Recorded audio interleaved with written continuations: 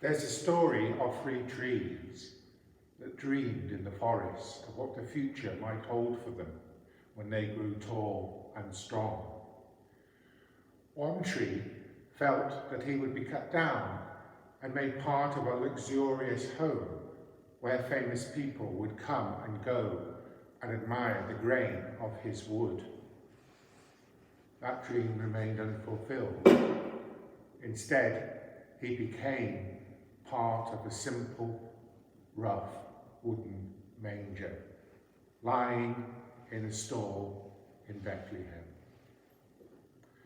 The second tree thought that he would become an elegant sailing ship, again where famous people would admire his deck. Sadly, that dream too was unfulfilled. He became a simple fishing boat, ferrying its trade on the Sea of Galilee.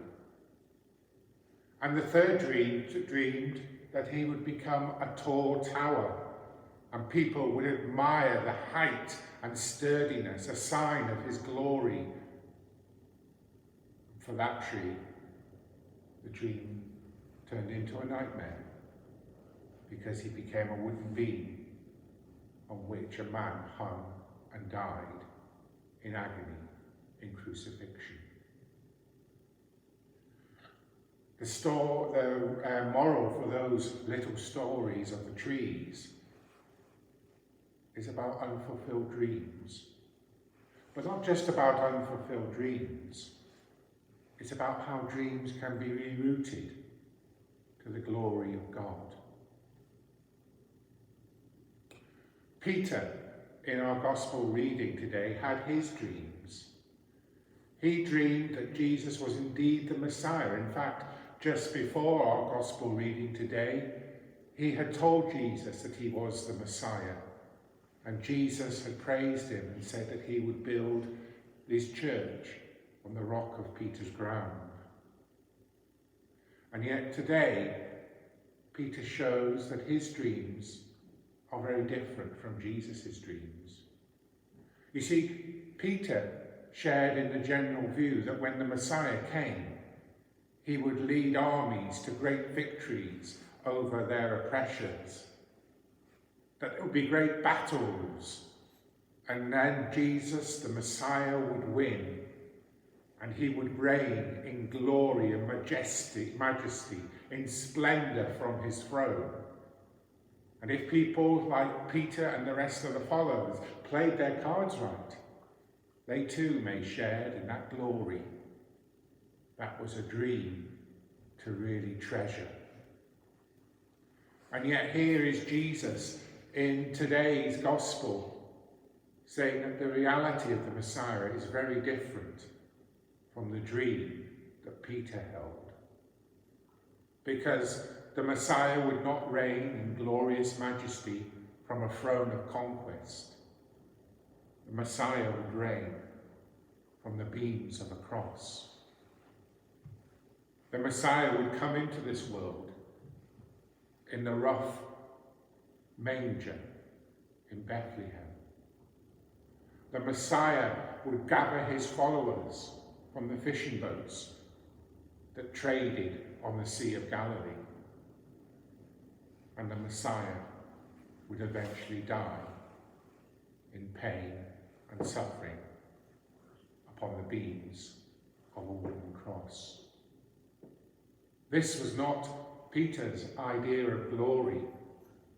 This was not Peter's dream of where his life would lead. And so he took the Messiah away to one side and said, "No, Lord, this can't be. This isn't true. This doesn't fit in with my dream and my plan for my life." And it's then Jesus tells him the true cost of discipleship. That it is through suffering, through darkness, through grief, through death, that he and his followers will come to glory, the glory of the resurrection, where God's love will shine in our world, where people who are lost and in despair will have the hope of new life. And that's the glory that Jesus offers us. But we have to let go of our own dreams, our own conceptions of where our life may lead, and put Jesus at the centre. Put Jesus as our guide through life. Many moons ago, I worked in the Cheshire Home in Concert in County Durham. And if I'm being honest, I had a bit of a crisis of faith there, because there were some young people there who I'm sure dreams didn't lay in finding themselves as residents of a Leonard Cheshire Home, suffering the after effects of multiple sclerosis. And I really started questioning where God was in all that. I remember taking one lad in a wheelchair to St James's Park because he was an avid Newcastle supporter. And another man who was a devout lay preacher in the Church of Scotland lay in his bed unable to move because of the ravages of multiple sclerosis. Where was God in all that? How had God led them to that state? And one little book I picked up when in my time in Concert in County Durham was a book called Ffynnongroyw by David Watson. And David Watson was quite a guru on evangelism and spirituality in the 1980s. I'm sure he had dreams of being a leading light in the church. Certainly he felt he was working for God's glory.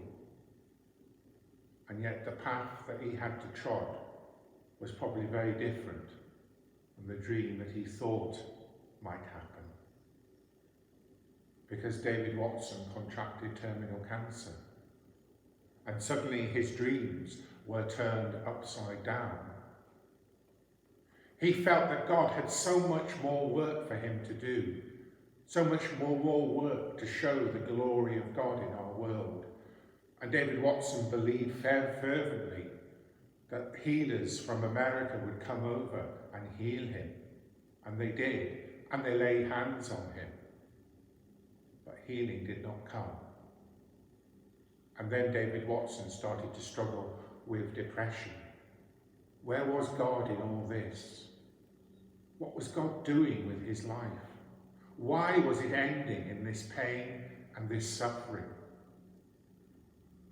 And then there came a realization to David Watson that God was there in the darkness, and that David Watson was still working for God's glory, but in a different way than he ever expected, because of his experiences of dealing with hopelessness and loss. He became an inspiration to other people who were treading similar paths. He became an example of someone who believed that God was still alongside of him, even in the darkness of suffering and grief.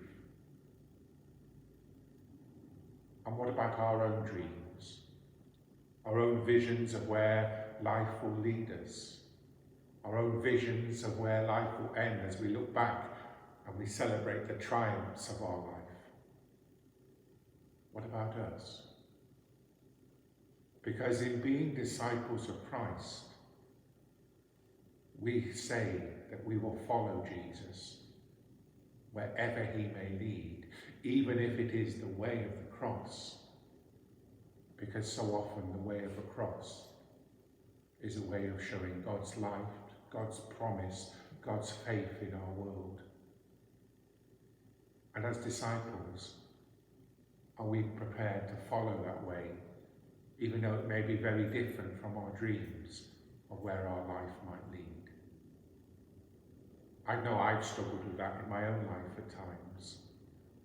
I believed I would be somewhere where I could retire early, where I'd have lots of money. And yet my life has led a very different path in many ways. And along that path there's been highs, but there's also been incredible lows, where I've wondered where God is and what God's doing. Until, like David Watson, I've realised that God is there alongside of us in the dark, And through us, so often, he's reaching out to others who are lost and alone and struggling in life. I want to end with this poem. I ask God for strength that I might achieve. I was made weak that I might learn humbly to obey. I ask God for health that I might do greater things. I was given infirmity that I might do better things. I ask for riches that I might be happy. I was given poverty that I might be wise. I ask for power that I might have the praise of all. I was given weakness that I might feel the need of God. I ask for all things that I might enjoy life till its fullest. I was given life that I might enjoy all things. I got nothing that I asked for, but everything I had hoped for. Almost beside myself, my unspoken prayers were answered. I am among more people, most richly blessed. Is that true of us? That we got nothing that we asked for, but everything that we had hoped for. And that almost despite ourselves, our unspoken prayers were answered. And we are amongst all people, most richly blessed.